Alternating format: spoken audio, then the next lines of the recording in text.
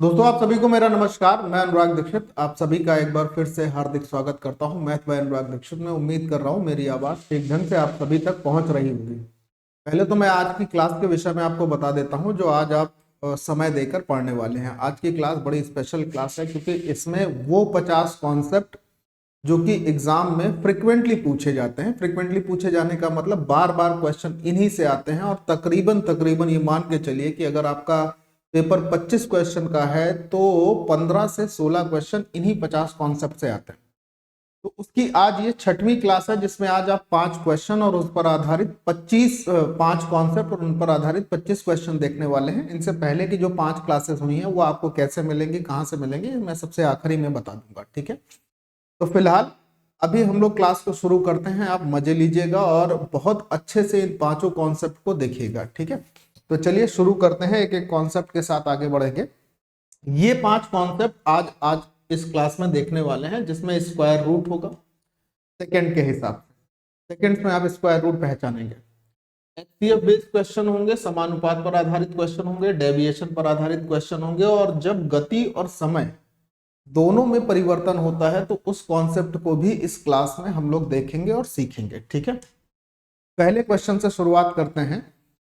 अब मान लीजिए कि ये आपके पास एक क्वेश्चन है और इस क्वेश्चन में आपको इसका वर्गमूल निकालना है जो कि 6 अंकों की एक बड़ी संख्या है। ऑप्शन आपके पास दे रखे हैं। तरीका क्या होता है, जब आपके पास कोई प्रश्न हो और उस प्रश्न के ऑप्शन दिए हो और ये बोला जाए कि इसका वर्गमूल निकालिए, तो मैं आपको एक तरीका बता देता हूं। कॉन्सेप्ट आप अपना नोट करिएगा और उसको एक दो बार रिवाइज करिएगा। देखिए, कोई भी वर्गमूल अगर आप निकाल रहे हैं तो याद रखना वो हमेशा 50, 100, 150 यानी 150, 200, 250, 250, 300, 350, इन्हीं में प्लस माइनस में आगे बढ़ते हैं। मतलब कोई भी संख्या होगी तो इन्हीं के साथ प्लस माइनस के वर्गमूल में आगे बढ़ेगी। हो सकता है कि ये बात अभी कुछ बच्चों को समझ में ना आए कि कैसे प्लस माइनस के क्षेत्र में आगे बढ़ेगी, वो भी मैं आपको बता देता हूं। पहले इस बात को समझिएगा। ठीक है, एक्चुअल में ऐसे में तरीका क्या है, ट्रिक क्या है, उसको समझना कि जिस संख्या का वर्गमूल आपको निकालना है उसके लास्ट 2 डिजिट आपको देखने होंगे। यहाँ पर इस संख्या के वर्गमूल में लास्ट 2 डिजिट क्या है, तो आपका जवाब होगा सर 0 और 9 है, यानी 9 है। आप इसको देख सकते हैं कि 0 और 9 है। अब किस संख्या के वर्ग में 9 आता है इकाई का अंक, तो आप बोलोगे सर 3 का स्क्वायर अगर हम करते हैं तो वहां पर हमारे पास 0, 9 मिलता है। इसका मतलब जब इसका हम वर्गमूल लेंगे तो वो हमारे पास 3 आएगा। कितना आएगा? 3 आएगा। अब आपको यही देखना है कि किस संख्या में 50 से या 100 से 3 ज्यादा या 3 कम आपके पास ऑप्शन में लिखा है। जैसे अगर हम पहले क्वेश्चन की बात करें, पहले ऑप्शन की बात करें तो 453 लिखा है, तो इसको आप ऐसे देख सकते हो कि ये 450 प्लस 3 है। अभी आपको ये जो प्लस माइनस का मतलब है ना, ये धीरे धीरे समझ आ जाएगा। ठीक है, 433 को अगर आप देख रहे हैं तो ये 450 माइनस 17 लिखा हुआ है, 17। 443 को देखेंगे तो ये 450 माइनस 7 लिखा हुआ है, और अगर आप इसको देखेंगे तो ये 450 प्लस 13 लिखा हुआ है। और आपको कितना कम या ज्यादा चाहिए था? सिर्फ 3 कम या ज्यादा चाहिए था। तो सिर्फ 3 कम या ज्यादा अगर हम देखें तो हमारे पास सिर्फ पहले ऑप्शन में है। तो इस सवाल का जो वर्गमूल होगा जो आपसे पूछा गया था वो कितना हो जाएगा? 453। तो आप इस तरीके से इसको आगे बढ़ें। इस पर आधारित मैं एक कंप्लीट वीडियो बना दूंगा जिस पर बहुत सारे प्रश्न होंगे जो ट्रिक के माध्यम से, इन्हीं ट्रिक्स के माध्यम से आपको और भी पढ़ाई में मजबूती का, इस तरीके की मजबूती का एक नजरिया देंगे। ठीक है, तो मैं उम्मीद कर रहा हूं कि इस सवाल का वर्गमूल कैसे निकला ये आप समझ पाए होंगे। ये प्लस माइनस का क्या सिस्टम होता है इसको आप जानते हैं। अगर पूरा जानना चाहते हैं तो यहाँ पर ऊपर वीडियो में आपको एक लिंक मिल जाएगा। ठीक है, या एंड स्क्रीन में आपको वीडियो का लिंक मिल जाएगा, तो आप उसको भी देख लीजिएगा। डिस्क्रिप्शन में भी मैं उसका लिंक डाल दूंगा। ठीक है, चलिए अगला सवाल देख लीजिए। यहाँ पर ये क्वेश्चन है कि इसका वर्गमूल निकालना है। तो मेरे प्यारे दोस्त, मैं आपको एक बात बता देता हूँ, उसको समझ लीजिए। जैसे 121 लिखा है तो ये तो बहुत साधारण सा वर्गमूल है कि सर इसका अगर हम वर्गमूल निकालेंगे तो 11 आएगा।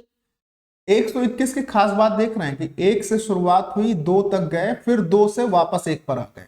अब मान लीजिए ऐसी ही कुछ संख्याएं लिखी होती जिसमें 1 से शुरुआत होती, हम 3 तक जाते, 1 2 3, और फिर 3 से रिवर्स करके वापस आते हैं 3 2 और 1 तक।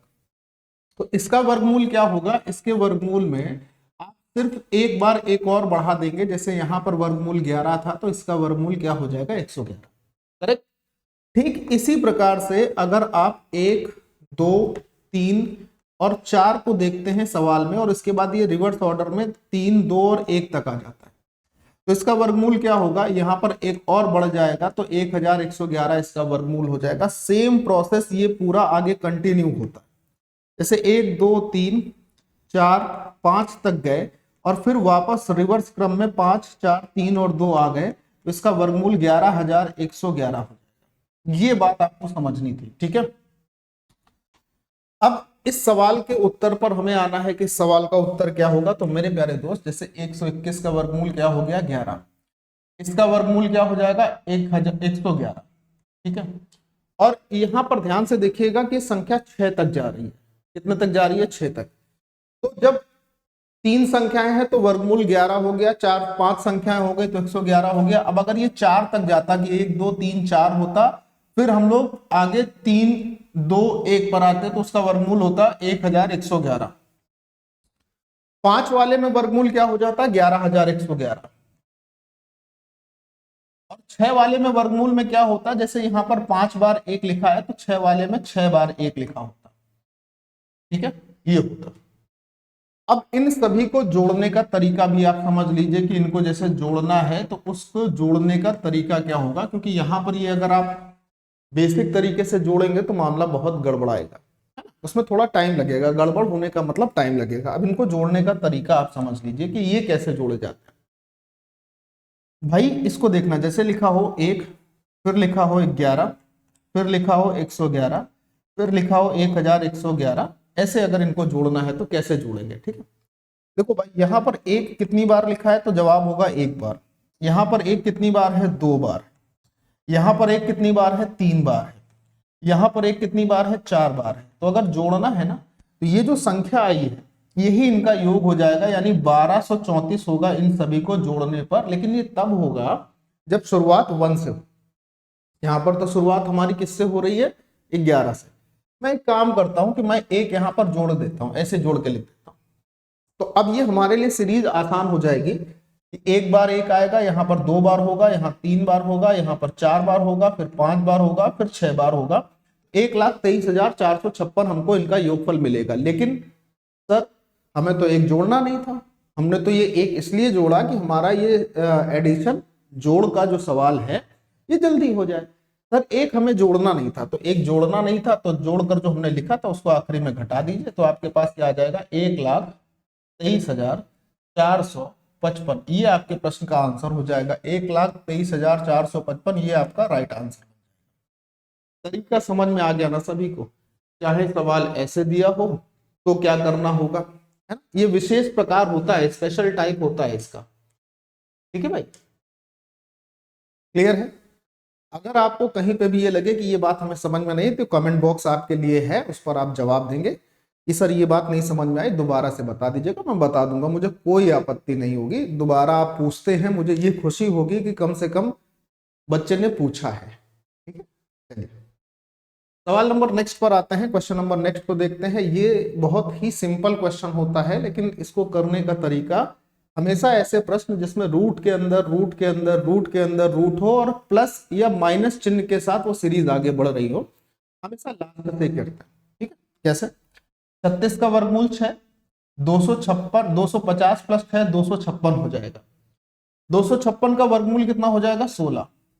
1280 प्लस 16 हो जाएगा 1296। अब अगर मैं आपसे यहां पे ये पूछ देता हूं कि 1296 का वर्गमूल क्या हो, तो सजेशन क्या है पहले वो तो समझ लीजिए। सजेशन ये है मेरे प्यारे दोस्त कि आपको 1 से 40 तक के वर्ग कम से कम याद होने चाहिए, जिससे आप अपना काम आसान कर सकें। 1296 हो गया जोड़कर, तो इनका वर्गमूल हो गया 32। हो जाएगा 32? नहीं सर 34 होगा इनका वर्गमूल।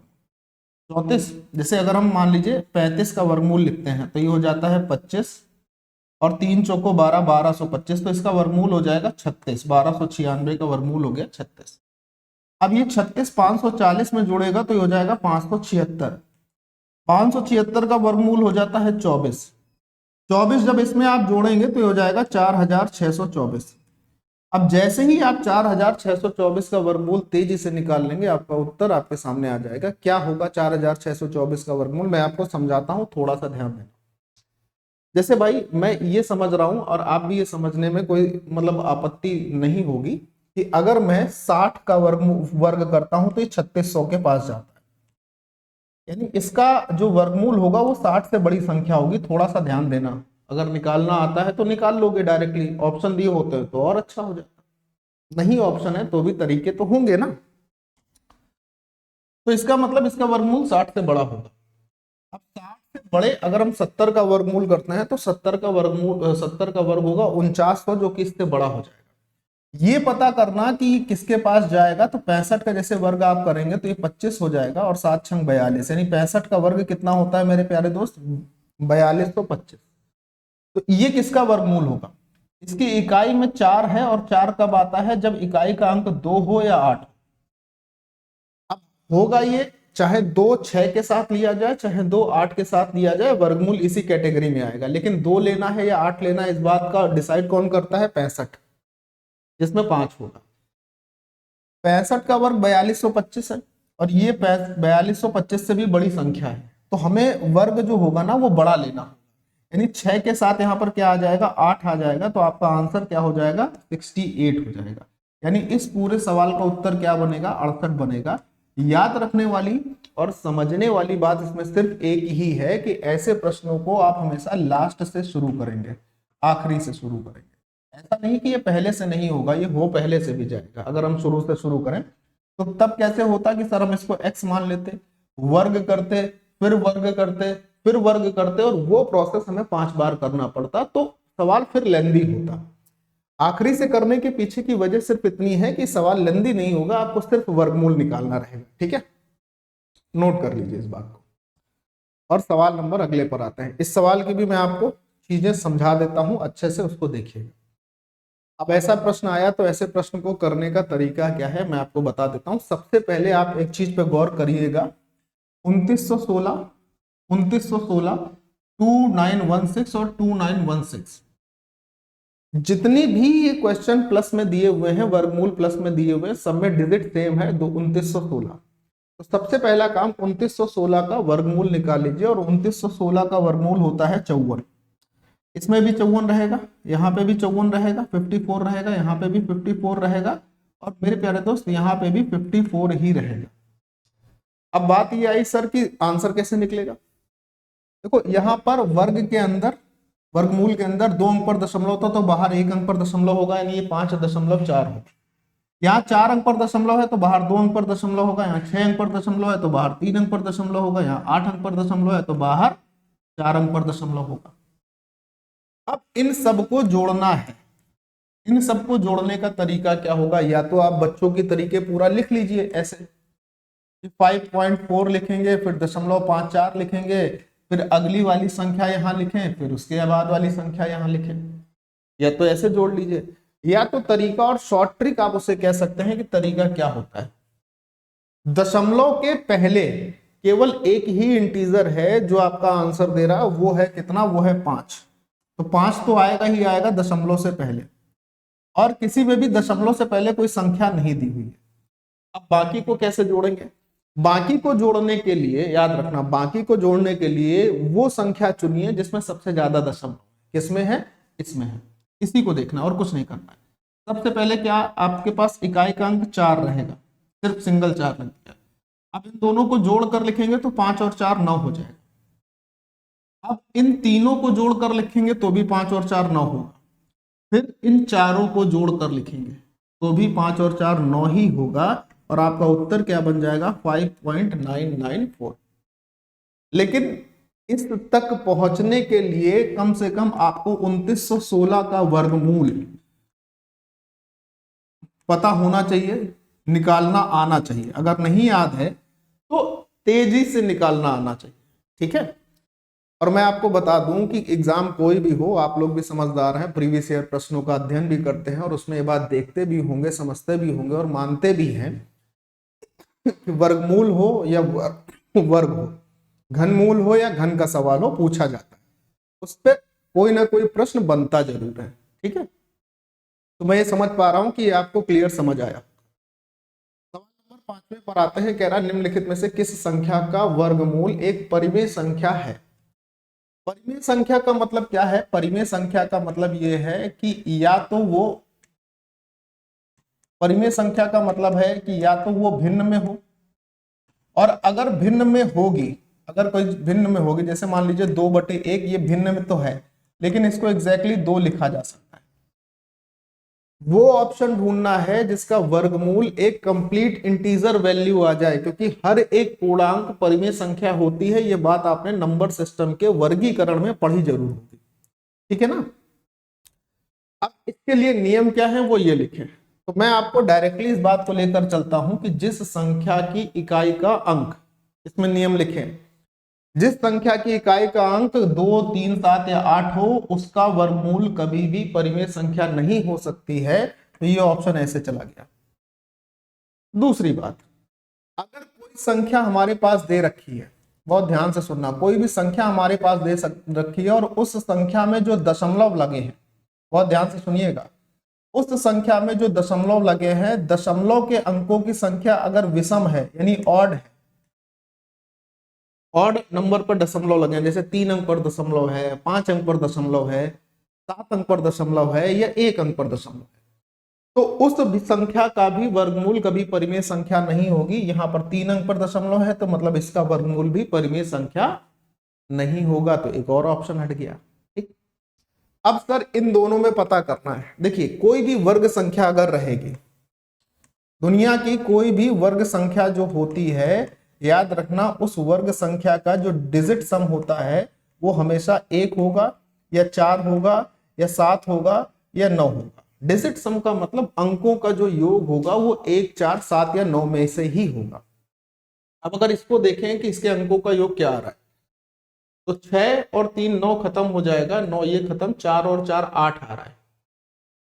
इसको देखें डिजिट सम से, इसके अंकों का योग क्या हो रहा है, 7 4 11, 4 15 और 3 18, इसके अंकों का योग डिजिट सम जो है वो 9 आ रहा है। तो वर्ग संख्या में डीएस जो होगा यानी अंकों का जो योग होगा वो 1, 4, 7 या 9 में से होता है। तो 8 वाला ऑप्शन यहां से खत्म हो जाएगा। मतलब हमारे पास ऑप्शन नंबर ए ऐसा ऑप्शन होगा जिसका अगर हम वर्गमूल निकालेंगे तो वो वर्गमूल कैसा रहेगा, एक परिमेय संख्या रहेगी। ठीक है, हाँ, तो ये 5 प्रकार के सवाल वर्गमूल में आपसे अक्सर देखने को मिलते हैं। ठीक, तो पहला कॉन्सेप्ट और पहले कॉन्सेप्ट के कुछ नियम, कुछ पॉइंट्स आपको नोट करने हैं, उस पर 5 क्वेश्चन आपने देखे। अब हम लोग अगले सवालों पर, अगले पॉइंट पर आ रहे हैं जो कि एचसीएफ बेस्ड है। इसको आप थोड़ा सा समझिएगा कॉन्सेप्ट के साथ। एक बार सवाल पढ़ लीजिए। सबसे पहले कह रहा है वह सबसे बड़ी संख्या बतानी है जो कि 260, 720 और 1410 को विभाजित करती है, डिवाइड करती है, और प्रत्येक स्थिति में 7 शेषफल वहां से देती है, 7 देती है। मैं आपको क्या बता रहा हूं पहले वो देखिए। जैसे मैंने कहा कि हमारे पास एक संख्या लिखी हो 7, ठीक, और एक संख्या लिख ली मैंने 10। मैंने कहा इन दोनों ही संख्याओं को अगर हम किसी एक संख्या से डिवाइड करते हैं, मान लीजिए हम 7 को x से डिवाइड करते हैं और 10 को भी x से ही डिवाइड करते हैं, बहुत ध्यान से सुनिएगा, तो दोनों जगह शेषफल हमारा प्रत्येक स्थिति में, यहाँ पे भी शेषफल 1 आ जाता है और यहाँ पे भी शेषफल 1 आ जाता है। तो इसका मतलब ये हुआ कि अगर हम x से 7 को डिवाइड कर रहे होंगे, शेषफल 1 मिल रहा है, तो 1 अगर हटाएंगे तो यहाँ पर जब 6 रहा होगा तभी तो 7 में से 6 घटाने पर 1 आया होगा। बोलोगे हाँ। यहाँ पर क्या रहा होगा, 10 में से 9 घटाओगे तब ना 1 आएगा। अब बोलोगे हाँ। इसका मतलब यहाँ पर x से 3 को पूरा पूरा डिवाइड किया जा सकता है और यहाँ पर x से 9 को पूरा पूरा डिवाइड किया जा सकता है। अब ये पता करना है कि x का मैक्सिमम वैल्यू क्या होगी। क्यों? क्योंकि बड़ी संख्या 4 है।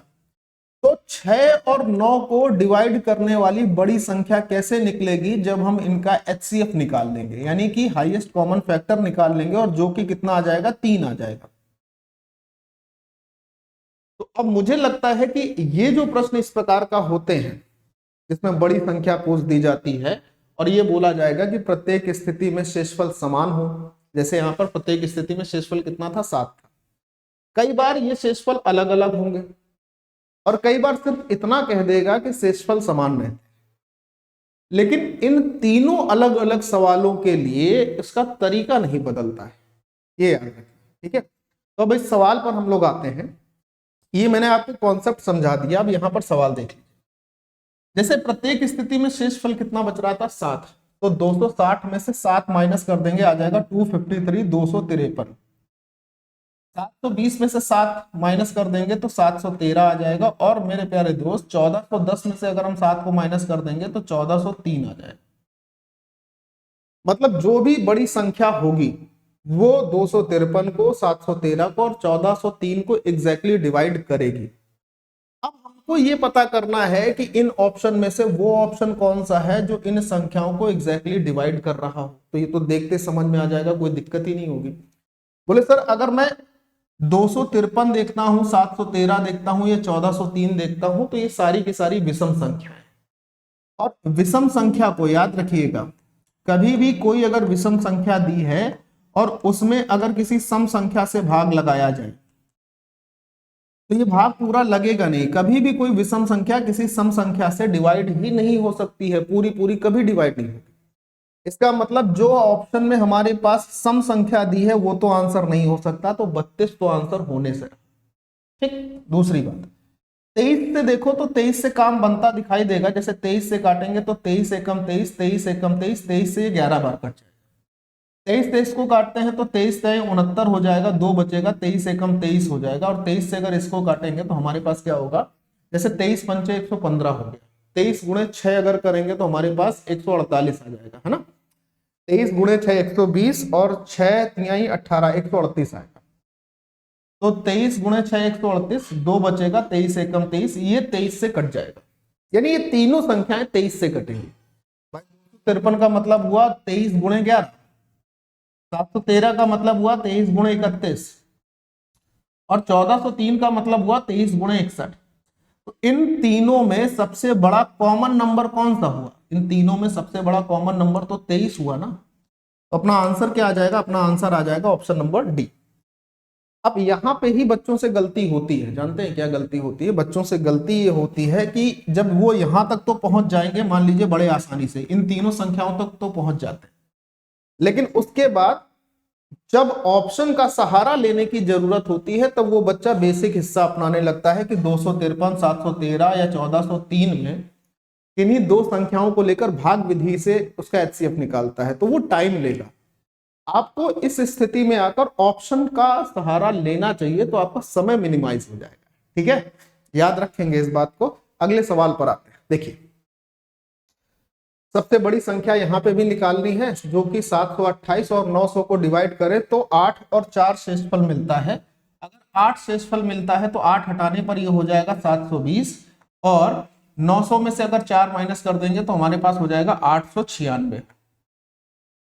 अब इन दोनों संख्याओं को काटने वाली या डिवाइड करने वाली सबसे बड़ी संख्या चाहिए। तो क्या एलसीएम लेकर एचसीएफ लेने वाला हिस्सा करें या हम ऑप्शन का सहारा ले लें? तो बोले सर ऑप्शन का सहारा लेना ठीक रहेगा। 16 से 72 कभी कट सकता है? नहीं। 15 चौको 7, 15 अट्ठे 120 कट जाएगा। 15 चौको 60, 15 पना 75, इससे 15 से ये नहीं कटेगा क्योंकि इसमें इकाई में 5 आ रहे। 24 से देख सकते, ये थोड़ा सा कटने वाली संख्या मिल जाएगी। 14 से भी देख सकते। 14 से 72 कभी कटेगा? नहीं कटेगा। तो सिर्फ एक ही ऑप्शन रहेगा जिससे ये दोनों संख्याएं कटेंगी और ये आपका आंसर भी हो जाएगा। मेरी बात समझिएगा, ठीक है। बहुत जरूरी चीजें हैं, ये समझना बहुत जरूरी है। या इसको आप ऐसे देख सकते थे कि भाई 720 में 3 आता ही आता है, और अगर हम इसको देखें तो 9 6 15, 15 और 8 23 यहां पर आएगा। ये देख सकते हो कि ये 2 से कटने वाली संख्या है क्योंकि सम संख्या, ठीक है ना। और ये भी 2 से कट ही रहा है, 720 भी 2 से कटेगा। 2 से कटेगा तो 4 से भी डिवाइड होगा, ये भी 4 से डिवाइड होगा क्योंकि आखिरी के 2 अंक 4 से कट रहे हैं। यानी अगर ये संख्याएं 4 से डिवाइड हो रही हैं तो इनका एचसीएफ जो होगा ना उसमें भी 4 होना जरूरी है। 15 में 4 होता नहीं है, 14 में 4 होता नहीं है, या तो 16 होगा या तो 24 होगा। बहुत ध्यान से समझिएगा जो मैं कहना चाह रहा हूं। अब 16 और 24 में चूंकि एचसीएफ चाहिए था, बड़ी संख्या का चुनाव करना था, तो हम इसको ले लेंगे। क्लियर होगी बात? तो इसके लिए फिर बेसिक तरीका और बड़े तरीके और जिसमें काफी ज्यादा स्टेप होते हैं वो आपको यूज नहीं करने रहेंगे, इस बात का ख्याल रखिएगा। अगले सवाल, 705, 805 और 1475 को विभाजित करने वाली सबसे बड़ी संख्या ज्ञात कीजिए जो प्रत्येक स्थिति में समान शेषफल देती है। अब अगर ये कभी कहा जाता है कि समान शेषफल देती है, मतलब जिसमें ये नहीं कहा गया कि हर स्थिति में 7 शेषफल है या 6 है या 5 है, सिर्फ इतना कह दिया जाए कि हर बार जो शेषफल आएगा वो इक्वल हो। इसका तरीका ये होता है मेरे प्यारे दोस्त कि आप जितनी भी संख्याएं दी हैं उनके बीच का डिफरेंस लेंगे। जैसे 1805 में से आप 705 घटाएंगे तो 1100 आएगा। 1475 और 1805 का अंतर लेंगे तो हमारे पास 0 आ जाएगा, और यहाँ पर 10 में से 7 माइनस करने पर 3 आ जाएगा। यहाँ बचेगा 17 में से 14 माइनस करेंगे 330 आएगा। इसके बाद आप चाहें तो 1475 और 705 का भी अंतर ले सकते हैं। तो 75 में से 5 माइनस होगा 70 और 1400 में 7 माइनस होगा 770, इसका अंतर आ जाएगा। अब इन संख्याओं का एचसीएफ क्या होगा? ऑप्शन को अगर देखें तो सबसे सरल बात है, ये 1100 गुणे 10 है, ये 1100 गुणे 3 है, और ये 110 गुणे 10 है, ये 110 गुणे 3 है, और ये 110 गुणे 7 है। तो एचसीएफ क्या बनेगा? ऑप्शन नंबर ए बन जाएगा। ऑप्शन सिर्फ ये करने के लिए नहीं दिए होते हैं कि आप आंसर निकालें और फिर उस ऑप्शन में कौन सा ऑप्शन है उसको टिक कर लें। ऑप्शन का असली खेल होता है कि इसकी मदद से आप आंसर को जल्दी निकाल सकते हैं। ये भी आप सीखिए अगर आप कॉम्पिटिटिव एग्जाम के लिए अपनी प्रिपरेशन कर रहे हैं। ठीक है भाई, एक ये सवाल है, और ये मतलब मैं कहूंगा पाषाण काल से ये सवाल हमेशा पूछा जा रहा है, और इस सवाल में अक्सर बच्चे गलती करते हैं। एक बार सवाल पढ़िए पहले। अक्सर गलती होती है, इसलिए मैंने बोला कि इस सवाल को आपको सही से करना होगा। एक किसान के पास 945 गाय हैं, 2475 भेड़ है। वह गाय और भेड़ों को अलग अलग रखते हुए प्रत्येक झुंड में समान संख्या में जानवरों को रखते हुए उनके झुंड में पालता है। मतलब उसके पास जानवरों के झुंड हैं, और जो झुंड हैं, जो समूह हैं, अगर कोई एक समूह है तो उस समूह में सिर्फ गाय होंगी या उस समूह में सिर्फ भेड़ होंगी। ऐसे उसके पास बहुत सारे झुंड हैं जिसमें टोटल इतनी गाय और इतनी भेड़। ठीक, यदि ये झुंड यथासंभव बड़े हैं, मतलब जितने बड़े हो सकते हैं उतने बड़े हैं, तो और झुंड में जानवरों की अधिकतम संख्या होगी। यथासंभव बड़े होने का मतलब किसी भी झुंड में ज्यादा से ज्यादा जानवर, चाहे वो गाय हो या भेड़ हो। तो झुंड कितने होंगे और जानवरों की जो झुंड में संख्या होगी वो कितनी होगी। अब अगर ये बोल दिया गया कि सबसे बड़े झुंड होंगे, जानवरों की संख्या सबसे बड़ी होगी, तो सबसे पहली बात 945 और 2475 का आपको एचसीएफ लेना है। और मेरे प्यारे दोस्त यहाँ पे ध्यान से सुनिएगा, 945 और 2475 इनका एचसीएफ लेना है। उस एचसीएफ से आपको क्या पता चल जाएगा कि एक झुंड में कितने जानवर हैं, जो भी हो, चाहे गाय हो या भेड़ हो, वो कितने हैं। अब इसके लिए आप ऐसा ना करिएगा कि लगे भाग करने, ये ऑप्शन दिए हुए, इन ऑप्शन का सहारा लेना है। देखो कितने वो बनेंगे ये आपको समझना है। ठीक? मैं क्या कह रहा हूं उसको देखो। एक झुंड में कितने जानवर होंगे मैक्सिमम, उसके लिए ऑप्शन है। ये आपको दिखाई दे रहा है 46। 46 एक कैसी संख्या है? तो आप कहोगे 46 एक सम संख्या है, और सम संख्या से कभी भी विषम संख्या को डिवाइड नहीं किया जा सकता है। तो ये ऑप्शन यहां से गया, 46 इनका एचसीएफ नहीं हो सकता है। दूसरी बात, अब आया 15, 9 और 45। बहुत ध्यान से सुनना, बहुत ध्यान से। मैं ये कह रहा हूं मेरे प्यारे भाई, इसको देखो तो ये आप जब इसके अंकों का योग देखेंगे तो इसके अंकों का योग 9 आएगा, और यहां देखेंगे जब अंकों का योग तो इसके अंकों का योग भी 9 आएगा। यानी इनका जो एचसीएफ होगा उस एचसीएफ के अंकों का योग 9 होना चाहिए। तो अगर एचसीएफ के अंकों का योग 9 होना चाहिए तो 15 के अंकों का योग 9 तो होता नहीं है, तो ये ऑप्शन गया। अब बोले सर या तो 9 होगा या तो 45 होगा। एचसीएफ का मतलब क्या होता है? हाईएस्ट कॉमन फैक्टर, यानी बड़ी संख्या। और 9 और 45 में बड़ी संख्या का अगर चुनाव किया जाएगा तो 45 होगी, 9 नहीं होगी। तो हमें ये तो पता चल गया कि ये दोनों संख्याएं 45 से डिवाइड होंगी, मतलब इनका जो एचसीएफ रहेगा वो 45 रहेगा। यानी एक झुंड में मैक्सिमम 45 जानवर रखे जाएंगे। अब बात ये आई कि भाई 45 जानवर एक झुंड में है तो झुंड कितने बनेंगे। हालांकि आपके लिए 45 आया तो उसके साथ झुंड लिखे हैं 76 झुंड, आपका आंसर हो जाएगा।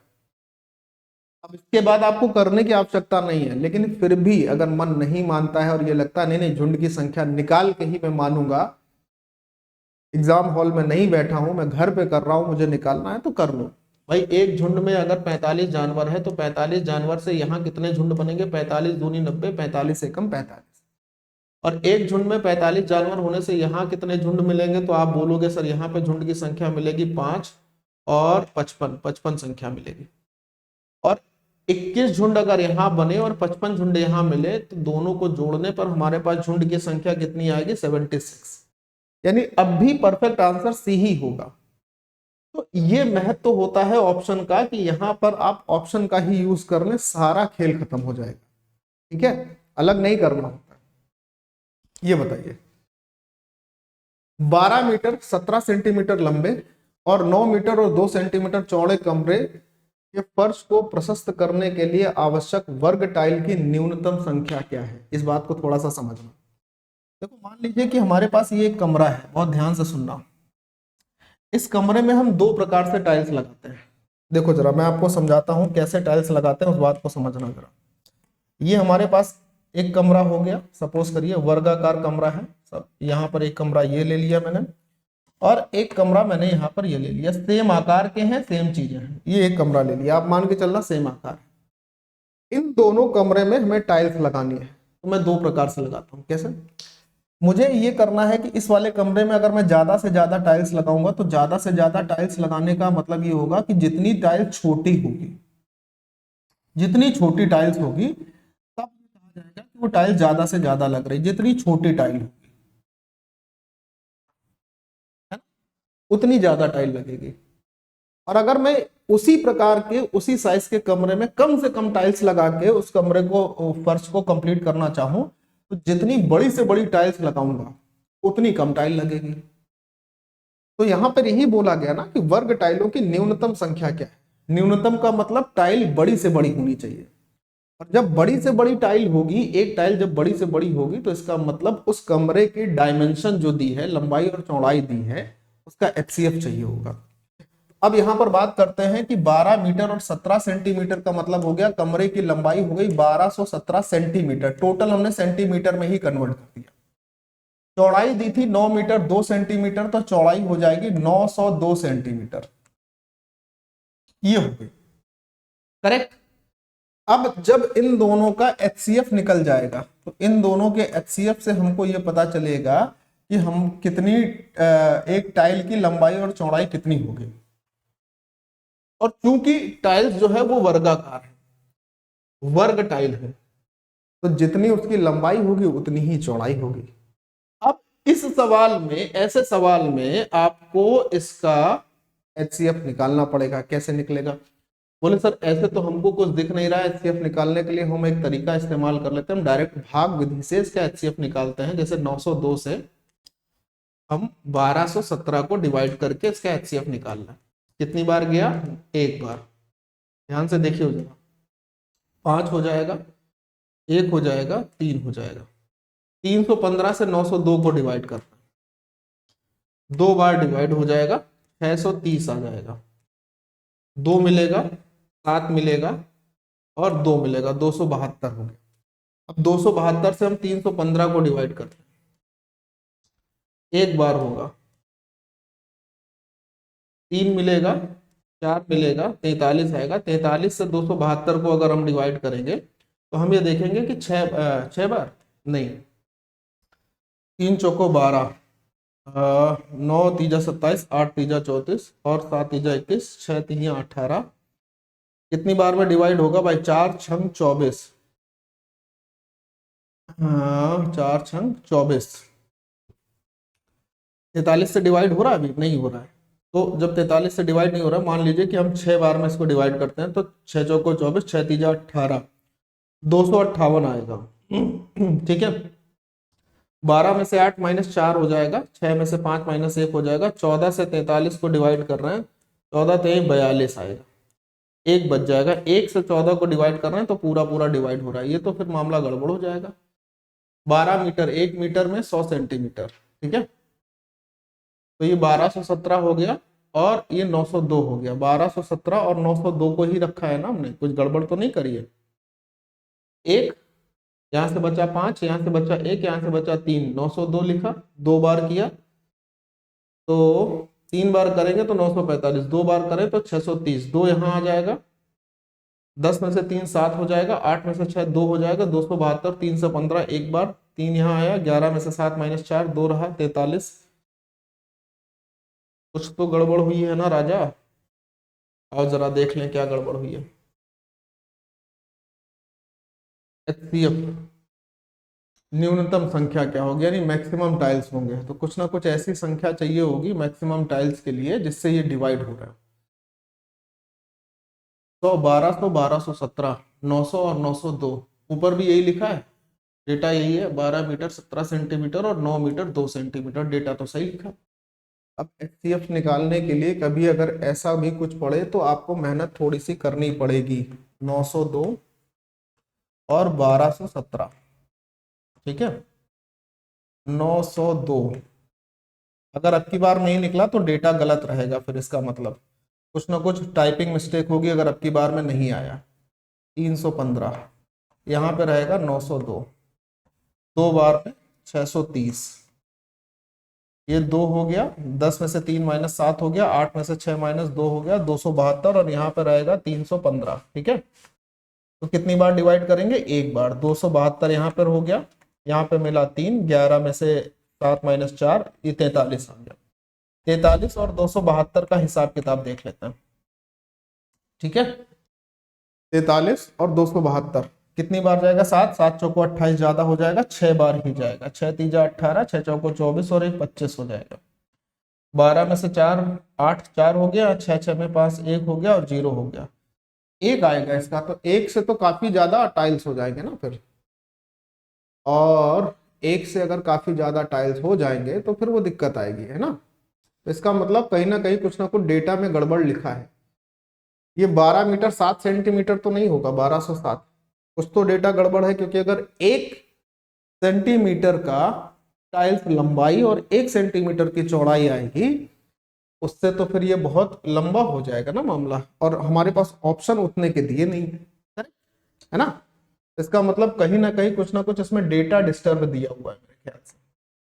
और आप अगर देखना, शायद अगर मैं ना देख पा रहा हूँ कि इसमें क्या गड़बड़ हुई है तो आप मुझे बता देना, ठीक है, कमेंट बॉक्स। वैसे कोई गड़बड़ है नहीं, मेरे ख्याल से मामला सब सही रहेगा, ठीक है। फिर भी मैं अभी लास्ट तक एक बार देख ही लूंगा। अब यहाँ पे जो 10वां सवाल है ये HCF वाला था, तो 2 कॉन्सेप्ट और उस पर आधारित 5 5 यानी 10 सवाल हो गए।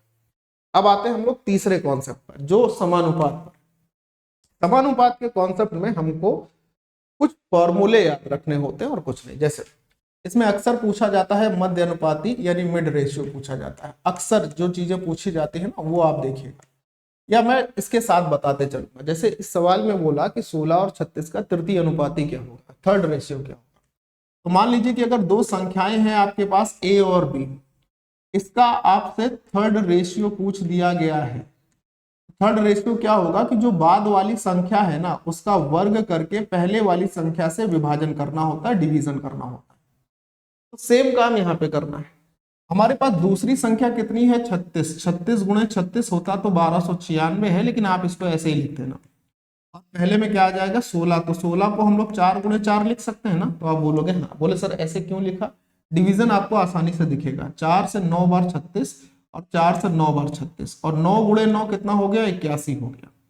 इसका मतलब 16 और 36 का थर्ड रेशियो क्या बना भाई, तो आप बोलोगे 81 बन गया, ठीक है। ये यदि A 16 और 36 का तृतीय अनुपात है और B 4 और 9 और 12 का चतुर्थ अनुपाती है, तो A और B के बीच में संबंध क्या होगा। ऐसे भी क्वेश्चन जो सीधे रिलेशन पूछ देते हैं वो भी आपसे पूछे जाएंगे। तो सबसे पहले चतुर्थ अनुपाती समझ लीजिए कि फोर्थ रेशियो क्या होता है। फोर्थ रेशियो, सपोज करिए आपके पास 3 संख्याएं हैं A, B और C, और इसका चतुर्थ अनुपाती निकालना है, फोर्थ रेशियो निकालना है। तो तरीका क्या होगा कि आखिरी की जो 2 संख्याएं रहेंगी, लास्ट 2 यानी B और C, उनका गुणा करके पहले वाले से विभाजन कर देना होगा, डिवीजन कर देना होगा। ये होता है फोर्थ रेशियो किन्हीं भी 3 संख्याओं। तो मेरे प्यारे दोस्त, अब जैसे ये सवाल था कि जैसे आपसे कहा कि 16 और 36 का तृतीय अनुपाती, तो ये तो अभी आप निकाल के आए हो ना कि 16 और 36 का तृतीय अनुपाती क्या आया था, 81 आया था, यानी कि ए का मान हो गया हमारे पास 81। इससे पहले वाले ही क्वेश्चन में निकाला था, दोबारा से लिखने की क्या जरूरत है ना। अब बी के लिए आइए, बी क्या होगा इसको देख लीजिए। जो बी होगा ये 4, 9 और 12 का चतुर्थ अनुपाती होगा, तो 9 गुणे 12 और बटे में क्या आएगा भाई 4 आएगा, तो 4 तीजा 12 होगा और 9 तीजा 27 होगा, यानी बी का मान हमारे पास कितना आ गया 27 आ गया। मेरे प्यारे भाई ए का मान 81 है, बी का मान 27 है, तो जब हम 27 का 3 गुना करेंगे तब हम 81 पर आएंगे। तो इसका मतलब क्या हुआ कि अगर मैं बी का 3 गुना करता हूं तब मैं किसके बराबर आ पाऊंगा, ए के बराबर आ पाऊंगा। तो रिलेशन क्या बनेगा, ए बराबर बी इंटू 3, यानी कि ऑप्शन नंबर ए, ये आपका रिलेशन बन जाएगा। क्लियर है बात? वाह भाई वाह। चलिए, पी जो है वो 3 और 9 का थर्ड रेशियो है, और 6 जो है वो पी 6 पी और 4 का चतुर्थ अनुपाती है। तो 6 पी 4 का चतुर्थ अनुपाती क्या होगा, ये आपसे पूछ रहा है। सबसे पहले तो हम इसी बात की चर्चा करेंगे कि अगर P 3 और 9 का थर्ड रेशियो है तो P बराबर क्या होगा। आप बोलोगे सर 9 गुणे 9 बटे 3, ये होगा 81/3 का मतलब 27 हो गया, यानी यहां से हमें P का मान पता चल गया, ये 27 है। अब ये बोला है कि 6 जो है वो 6P4 का चतुर्थ रेशियो क्या होगा, तो 6P की जगह क्या लिख लेंगे 27 और 4, इनका फोर्थ रेशियो पूछा है, चतुर्थ अनुपाती पूछा है, FR पूछा है। आखिरी की दो संख्याएं पकड़िए, उनका आपस में गुणा करके पहले वाले से भाग दे दीजिए। 3 से दूनी 6 और 3 से 9 बार में 27 और 2 से 2 बार में 4, तो 9 दूनी 18 हो जाएगा, यानी इसका चतुर्थ रेशियो क्या होगा 18 हो जाएगा। है भाई, समझ आई ना बात? क्लियर है? ये समानुपात में ऐसे प्रश्न होते हैं जो धकाधक पूछे गए और आज से नहीं पूछे गए। ये मतलब अब इसको पाषाण कालीन तो नहीं कहेंगे, लेकिन हाँ मैं ये जरूर कहना चाहूंगा 2012 फिर 16 फिर उसके बाद 18 19 फिर 22 और अब 25 इसमें पूछा जाएगा और पूछा गया था। एक ये सवाल देखिए, ये भी बड़ा ट्रेंडिंग क्वेश्चन रहता है और इस क्वेश्चन को करने के लिए बच्चा बड़ी लंबी कैलकुलेशन करता है। आज के बाद आप ऐसे सवालों में चाहे उसमें x जोड़ा जाए या घटाया जाए, आपकी कैलकुलेशन लंबी नहीं होगी। अमूमन क्या करता है कि जैसे प्रत्येक संख्या में घटाने की बात हो रही तो समानुपात में होगा, तो बच्चा क्या करेगा कि जैसे वो संख्या है 54 में से x घटाया, बहुत ध्यान से सुनना, ठीक? फिर उसने 49 में से x घटाया, फिर उसने 22 में से x घटाया, और सबसे आखिरी में उसने क्या किया है 21 में से x घटाया। अब ये संख्या समानुपात में हो गई, मतलब ये दोनों अनुपात में हो जाएंगी और उसके साथ ये समानुपात में होगी, है ना, ये समानुपात। तो बच्चा लिखता है पहले पूरा एक स्टेप ये लिखेगा, फिर उसके बाद क्या लिखेगा, बोलेगा 54 माइनस एक्स बटे में 49 माइनस एक्स, फिर दूसरा स्टेप वो ये लिखता है, ऐसे लिखेगा, फिर 22 माइनस एक्स बटे में 21 माइनस एक्स लिखेगा। आपको चाहे जोड़ने की बात कही जाए चाहे घटाने की बात कही जाए, अगर आप ये स्टेप इतने सारे कि ये लिखेंगे फिर ये लिखेंगे फिर इसके बाद हम सॉल्व करेंगे, अगर ऐसे कर रहे हैं ना तो विश्वास करिए मेरी बात का, आप अन्य बच्चों से बहुत पीछे हो जाएंगे। इन सवालों में ऐसे करने का कोई मतलब नहीं होता, ये आपके लिए टाइम ले लेंगे। असली तरीका क्या है ऐसे प्रश्नों को करने का, वो आप समझ लीजिए। फिर से बोल रहा हूं, चाहे वो घटाने की बात रहे और चाहे जोड़ने की बात रहे, आपके पास जो संख्याएं दी है ना केवल उनका यूज करिए। जो संख्याएं दी हैं उनमें से पहली दो संख्याओं का एक जोड़ा लिख लीजिए, जैसे 54 और 49 दिया, 54 और 49, ये एक जोड़ा आप ऐसे लिख लीजिए, और जो आखिरी दो संख्याएं दी हैं उनका एक जोड़ा जो रहेगा, जैसे 22 और 21 दी है, एक ऐसे लिख लीजिए। अब क्या करना है इसके बाद, इन दोनों का अंतर लिखिए, 49 प्लस 5 54 हो जाएगा, और इन दोनों का अंतर लिखिए, 22 और 21 का अंतर 1 हो जाएगा। अंतर लिख लिया। अब ये जो डिफरेंस आए हैं, अगर ये और मिनिमाइज नहीं होते हैं, जैसे मान लीजिए अगर ये 6 होता ये 4 होता, तो 6 और 4 को हम लोग काट कर 3 और 2 लिखते, वो मिनिमाइज किए जा सकते हैं। लेकिन यहाँ अगर 5 और 1 आया तो ये इतना ही रहेगा, इससे छोटा नहीं किया जा सकता। किया जा सकता है क्या? नहीं। अब क्या करना है, जो पहला अनुपात है इसका दूसरे जोड़े के पहले में गुणा होगा, और जो दूसरा अनुपात है इसके पहले जोड़े के पहले में गुणा होगा। बस काम खत्म। हाँ और क्या, 22 पंजे 110 और 54 एकम 54। 110 और 54 का जो अंतर आएगा इसको किससे विभाज्य करेंगे पता है? ये जो रेशियो थे इस रेशियो के अंतर से डिवाइड कर दीजिए, यानी 4 से डिवाइड करेंगे तो आपका उत्तर आपके पास आ जाएगा। 110 और 54 के बीच का डिफरेंस होगा 56 का, और 56/4 करने पर दुनिया का हर एक बच्चा छोटे से छोटा ये बता सकता है, ये युगांडा का बच्चा भी बता देगा कि सर 14 आएगा। यानी जो संख्या x प्रत्येक में घटाई जा रही थी वो x का मान क्या आ गया, वो x का मान 14 आ गया, 14 आ गया। अब अगर इसमें जोड़ी जा रही होती ना तो भी यही तरीका अपनाइए हमेशा, इससे ज्यादा सरल कुछ होगा नहीं। ऐसे हर एक सवाल को आप इस तरीके, इस शॉर्ट ट्रिक से निपटा सकते हैं। ठीक है, देखिए अब यहाँ पे जोड़ी जाने वाली संख्या के लिए बात किया है तो सेम काम करना है। 8 और 13 का अंतर 5 हो जाएगा, और 26 और 40 का अंतर 14 हो जाएगा।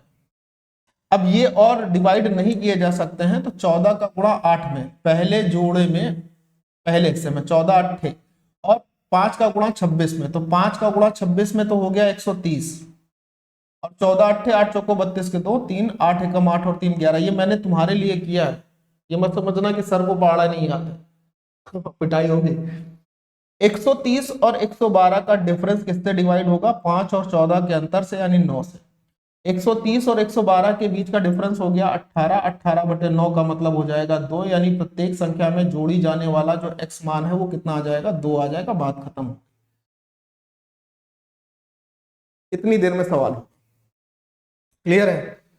तो अनुपात समानुपात पे ये 5 प्रकार के जो क्वेश्चन रहते हैं, ये समानुपात में, अनुपात में नहीं, ये आपसे अक्सर पूछे जाते हैं। अब हम लोग आते हैं अपने चौथे कॉन्सेप्ट पर। चौथे कॉन्सेप्ट में हमारे पास डेविएशन वाला सिस्टम आता है जो एवरेज में पूछा जाता है। डेविएशन क्या रहता है, पहले मैं आपको इसको भाषाई तौर पर समझा देता हूं। डेविएशन का मतलब होता है विचलन। तो भाषाई तौर पर डेविएशन को हम लोग क्या कहते हैं? विचलन कहते हैं। और इससे प्रश्नों के उत्तर कैसे निकाले जाएंगे ये मैं आपको समझाता हूं, और जो इसकी सबसे शॉर्ट तरीके हो सकते हैं वो आपको दिखा देता हूं। ठीक है, पहला सवाल, ये सवाल एवरेज का होता है, एवरेज में डेविएशन आता है। ठीक है, बड़ा हमेशा पूछा गया, बड़ी मजेदार सवाल है। आइए पहले सवाल पर आते हैं। पुरुष ए बी सी डी और ई का औसत वजन हमारे पास 94 दिया है। एक अन्य व्यक्ति एफ जब समूह में शामिल हो जाता है, बहुत ध्यान से सुनिएगा, तो औसत वजन अब 96 किलोग्राम हो जाता है। ई का वजन एफ के वजन से 6 किलो कम है। ए को जी से बदल दिया जाता है तो औसत वजन 98 किलो हो जाता है। ए और जी के भार का जो डिफरेंस है ना वो आपसे पूछ रहा है। अब पहले तो मैं आपको वो तरीका बताता हूं जो आप लोग हमेशा करते हो, उसको समझना जरा। क्या करते हो?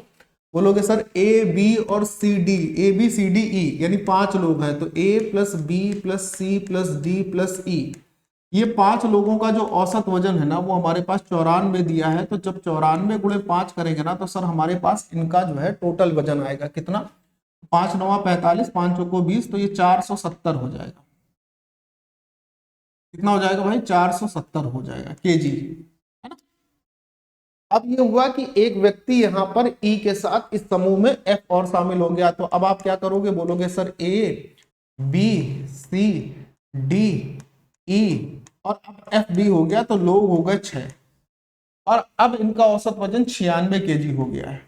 96 गुणे 6 करेगा बच्चा, कितना मिलेगा? 6 4 36, 3 6 9 54 और 3 57, 576 केजी आएगा। सवाल में जो आगे की लाइन दी है, सवाल में जो आगे की लाइन दी है कि ई का औसत वजन एफ के वजन से 6 किलोग्राम कम है, तो उसके लिए एफ का वजन निकालेंगे। अब एफ का वजन कैसे निकलेगा? तो बच्चा करता कैसे कि सर इन 6 लोगों के टोटल वजन में से इन 5 लोगों का टोटल वजन हम घटा दे रहे हैं, तो हमारे पास यहाँ पर एफ का वजन आ जाएगा। लिख रहा है, देखो जरा कैसे लिख रहा है, 576 माइनस 470। तो बोलेगा सर 106 केजी आ जाएगा एफ का वजन। अब वो फिर से सवाल पढ़ेगा, कहेगा ई का वजन एफ से कितना कम था, 6 केजी कम था। सवाल पढ़ने के बाद वो क्या कहेगा, कहेगा 106 में से 6 माइनस करके हमारे पास 100 आ जाएगा, ये हमारे पास ई का वजन आ जाएगा। बोले अच्छा, ये ई का वजन आ गया, बहुत ध्यान से समझ रहा है। ठीक, अब फिर वो सवाल पढ़ेगा कि ए को जी से बदल दिया गया, जहां ए था वहां जी कर दिया गया, तो अब औसत वजन 98 हो जाता है। अब अगर हम ए को जी से बदलते हैं किसी में भी, चाहे आप इसमें बदल लेना चाहे इसमें बदल लेना, जिसमें आपकी इच्छा करे, जो उसमें आपको सही लगे उसमें बदलो, तो औसत वजन कितना हो जाता है, बोले 98 केजी हो जाता है।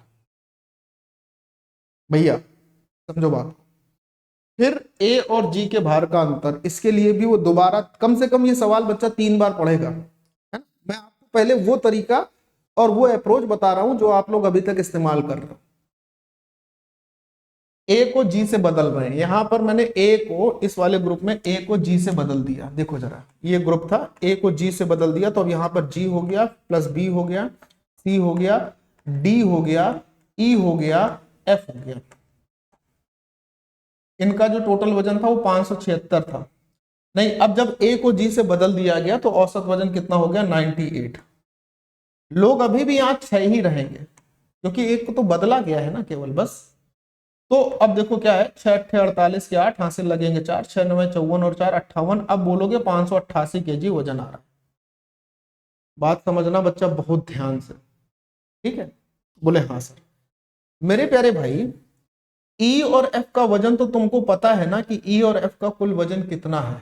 तो आप बोलोगे हाँ सर ये तो पता है हमें कि ई और एफ का कुल वजन कितना है। नहीं भी पता हो तो भी कोई बात नहीं है, ए और जी का अंतर ही पूछा था। ये जो ग्रुप है ये वाला, इसको यहां पे लिखेगा बच्चा, बोलेगा A plus B plus C plus D plus E plus F.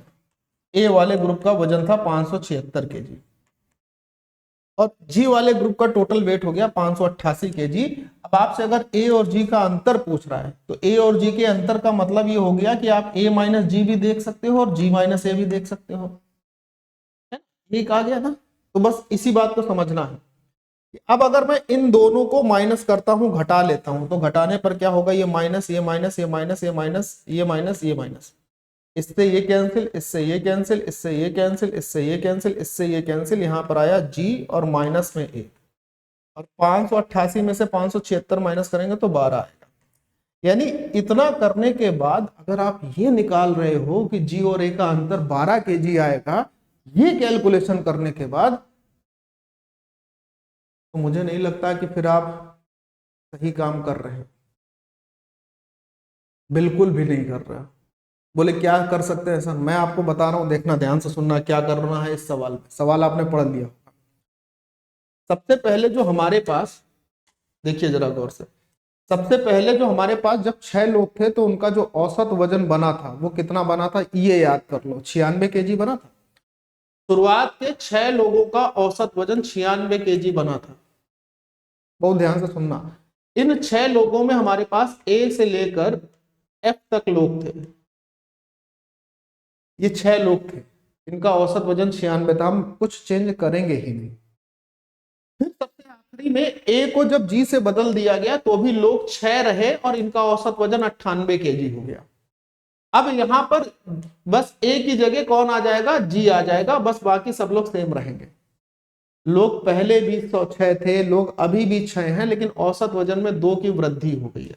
तो अगर एक का वजन 2 बढ़ा है तो ग्रुप का वजन कितना बढ़ा होगा, बोले सर 6 दूनी 12 वजन बढ़ा होगा। ये क्यों बढ़ा है 12 केजी, ये इसलिए बढ़ा है क्योंकि ए को रिप्लेस करके जी आया है, तो निश्चित तौर पर जी का वजन ए के वजन से ज्यादा होगा। कितना ज्यादा होगा, 12 केजी। तो जी और ए के वजन का जो डिफरेंस रहा है वो कितना रहा है, वो 12 केजी रहा है। मुंह जवानी क्वेश्चन, ये ऐसे किए जाते हैं। आपको ये सब लिखने की क्या ही जरूरत रहेगी, ये क्यों लिखना है, इतना बड़ा कैलकुलेशन क्यों करनी है। सवाल दिया है, इसका मतलब ये थोड़ी कि आप उसको पूरा निपटाए जा रहे हैं, ऐसा नहीं होता है। ये डेविएशन का वो मिलता है फायदा। ये देखिए सवाल, बड़ी मजेदार चीजें हैं भाई, मैं आपको वो चीजें सिखा दूंगा, वो चीजें बता दूंगा कि आप आनंद से झूम उठेंगे, बड़ी मजा रहेगी आप। ठीक है, 8 परिणामों का जो औसत दे रहा है यहाँ पर 20 दे रहा है। पहले दो का औसत 15.5 है, अगले तीन का औसत 21 सही 1/3 है। छठा परिणाम 7 में से 4 कम है और 8 में से 7 कम है, तो 8वां परिणाम ज्ञात करिए। अब ये सवाल देखिए कब से पूछा जा रहा है और बच्चा कैसे करता है समझना। बच्चा ऐसे करेगा, कहेगा भाई साहब 8 परिणामों का औसत 20 है तो इनका टोटल होगा 160। इन 8 परिणामों में पहले दो परिणाम है, उनका औसत 15.5 है, तो वो लिखेगा पूरा कि 15.5 है, यानी टोटल देखेगा 31। फिर बोलेगा अगले तीन परिणामों का औसत 21 सही 1/3 है, 21 सही 1/3 का गुणा इसमें कर लेंगे 3 में तो 63 आ जाएगा। ये सब वो लिख रहा है, आप समझो, ये लिख रहा है बच्चा, आज भी लिख रहे हो तुम लोग यही चीजें, क्योंकि पढ़ाया ऐसे ही जा रहा है। तो पहले तो मैं आपको वही बताऊंगा, फिर मैं अपना तरीका बताऊंगा, समझ लीजिएगा। 3 और 2 5 परिणाम हो जाएंगे, 5 परिणामों का कुल योग आप कैसे करोगे, बोलोगे 3 और 1 4, 6 और 3 9 हो जाएगा। 8 में से 5 परिणाम का योग 94 आ गया, 8 में से 5 परिणाम हटा देंगे, 3 परिणाम बचेंगे और इनका जो अंतर होगा 60 और 6 66 होगा, मतलब इनका जो योग बचे हुए 3 परिणाम होंगे उनका योग 66 होगा। ये 3 परिणाम कौन कौन से बचे हैं, तो 8 में से 5 हो गए तो छठवां परिणाम बचा, सातवां परिणाम बचा और 8वां परिणाम बचा। इन तीनों का जो योगफल है ना वो अपने पास 66 दिख रहा है।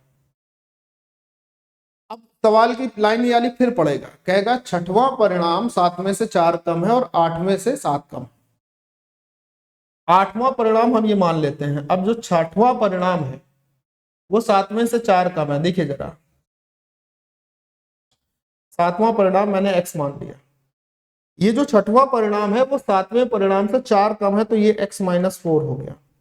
और यही जो छठवां परिणाम है ये 8 में से 7 कम है, कितना कम है, 8 में से 7 कम है। तो ये अगर छठवां परिणाम x-4 है तो 8वां क्या होगा, 8 में से इसमें से अगर हम 7 कम करें तो हमारे पास ये आएगा, आएगा ना।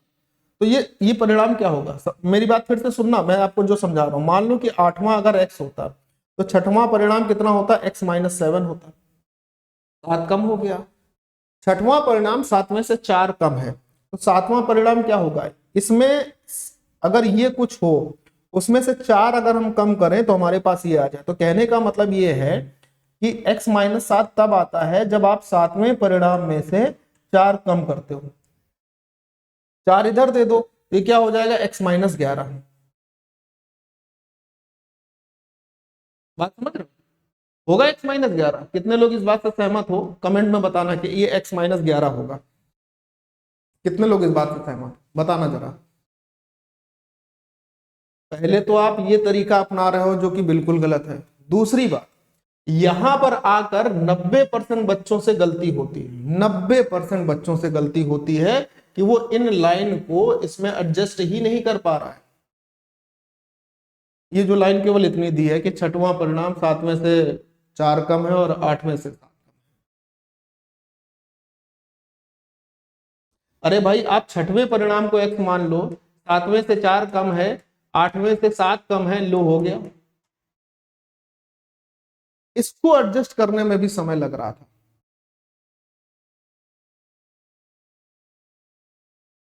x x+4 x+7 और इन तीनों का जो योग है वो 66 है।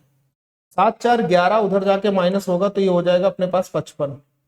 7 4 11 माइनस होगा तो 55 ही होगा ना, ये ध्यान से समझना। और 3x का मान 55 रहेगा, तो आपसे पूछ रहा है, कौन क्या पूछा है, आपसे पूछा है कि फाइंड द 8th रिजल्ट, 8वां रिजल्ट क्या होगा, 8वां परिणाम क्या होगा।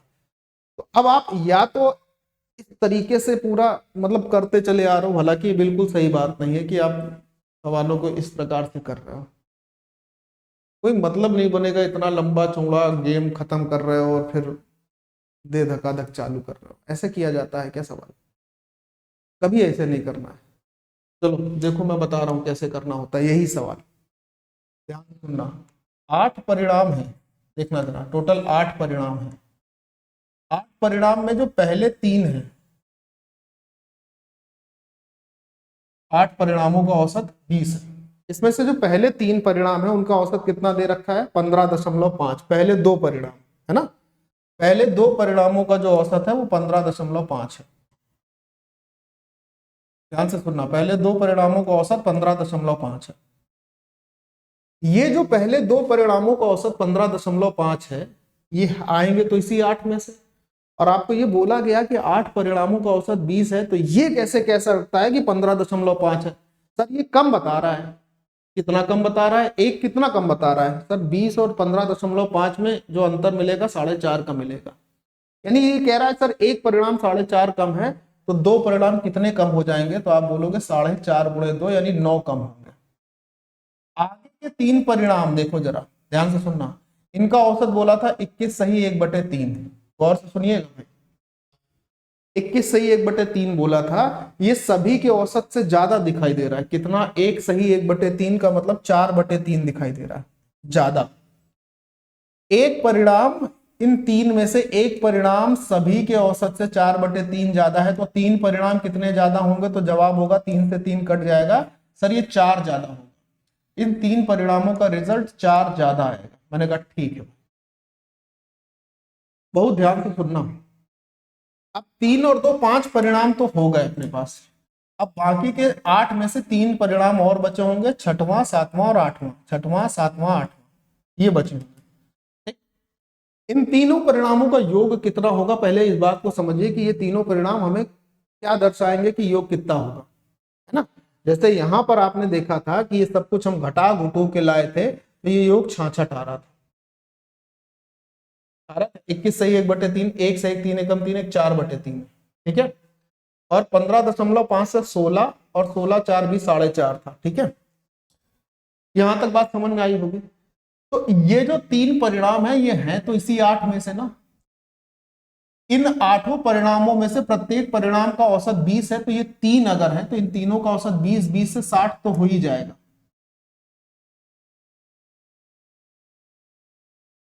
हो जाएगा 60।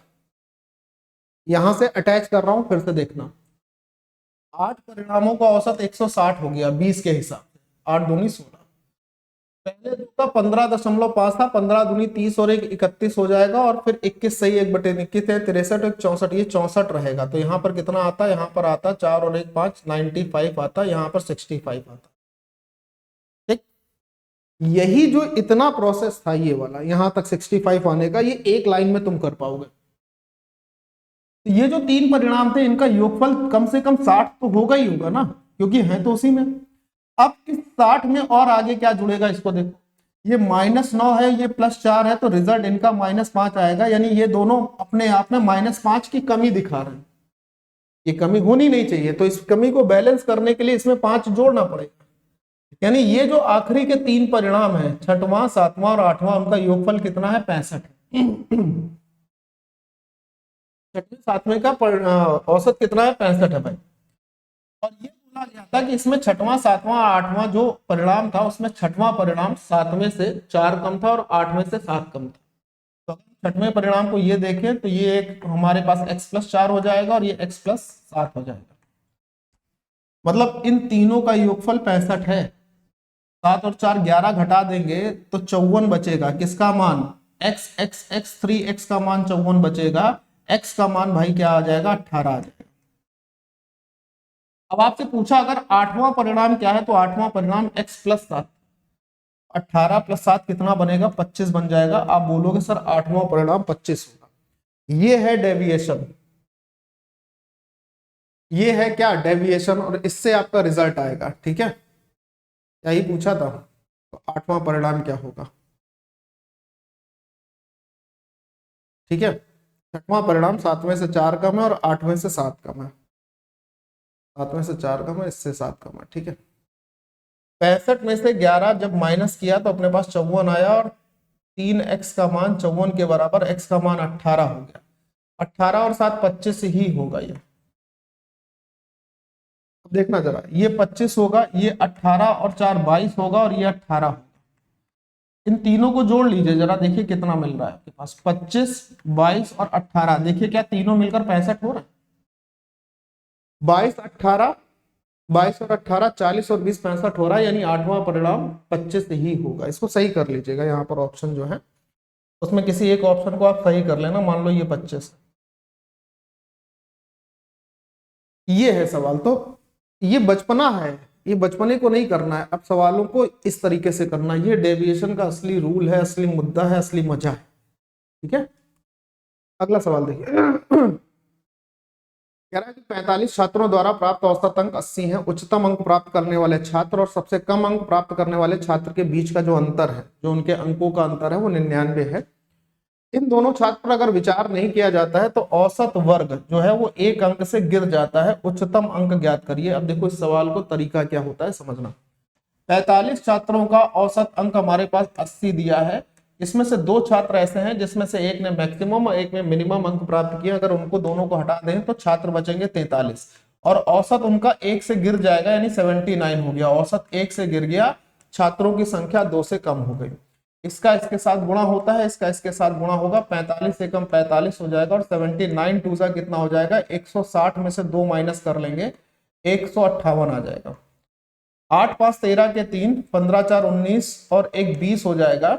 यानी उन दोनों छात्रों जिनमें से एक ने अधिकतम और एक ने न्यूनतम अंक प्राप्त किए हैं, उनके दोनों के अंकों का योग होगा 203।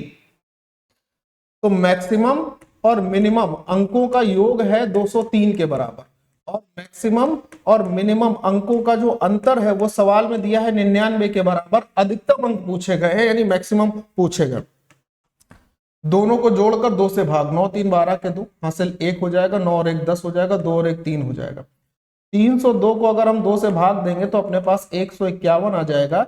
यानी जो मैक्सिमम अंक रहेंगे मेरे प्यारे भाई वो कितने रहेंगे, 151। ऐसे ये सवाल किया जाता है। ज्यादा झंझट करना ही नहीं होता है ऐसे क्वेश्चन में जिसमें डेविएशन लगता है। डेविएशन होता ही इसी के लिए है कि सारी चीजें मिनिमाइज हो जाए। एक छात्रावास में 42 छात्र है, छात्रों की संख्या 7 की वृद्धि होती है, यानी छात्रों की जो संख्या है उसमें 7 लोग बढ़ गए। तो मेस का खर्च 32 रुपए 50 पैसे प्रतिदिन बढ़ जाता है, जबकि प्रति व्यक्ति औसत व्यय जो है, हर एक व्यक्ति का जो औसत व्यय है वो 1.5 रुपए कम हो गया।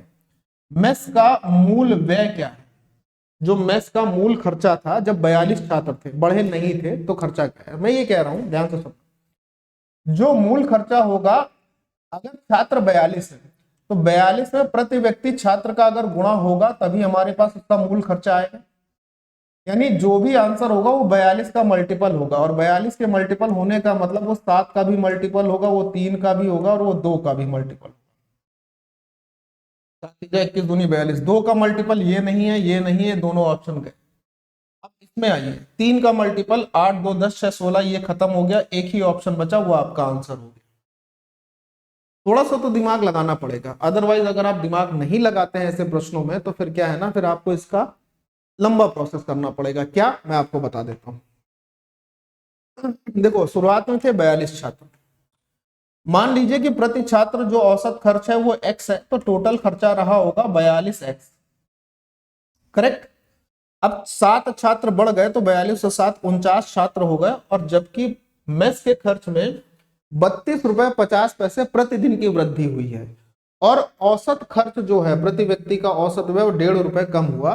तो जो औसत खर्च पहले x था वो 1.5 रुपए से कम हो गया,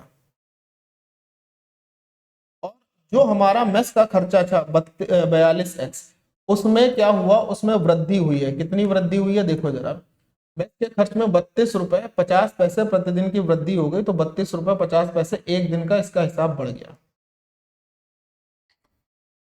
अब इसका गुणा जो होगा, इन दोनों का जो गुणा होगा, यहाँ पर टोटल आएगा कि नहीं आएगा? जैसे हम इसका गुणा करते हैं तो हमारे पास टोटल कितना आ जाएगा, कि जो भी आएगा 49x माइनस 49 और 49 का आधा 24.5, तो 49 और 24 हो गया हमारे पास 73 और 73.5 हो गया। इन दोनों का अंतर, पहले मेस का डेली खर्चा ये होता था, अब मेस का डेली खर्चा ये होता है। इन दोनों के बीच का जो अंतर है ना वो 32.5।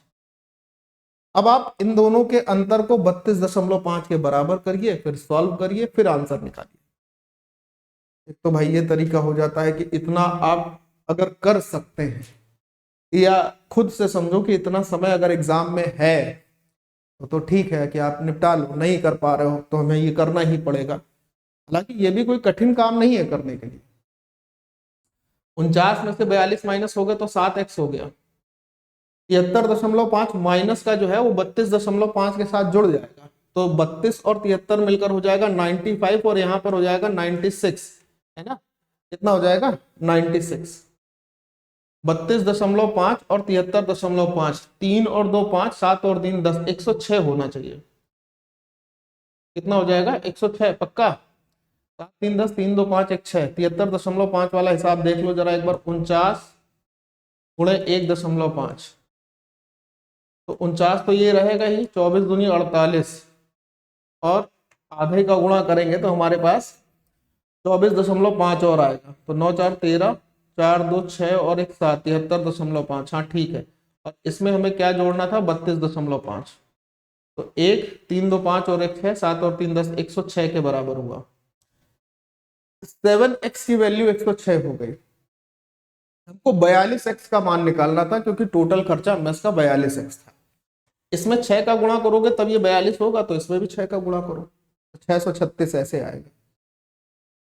तो क्या ये जरूरी था?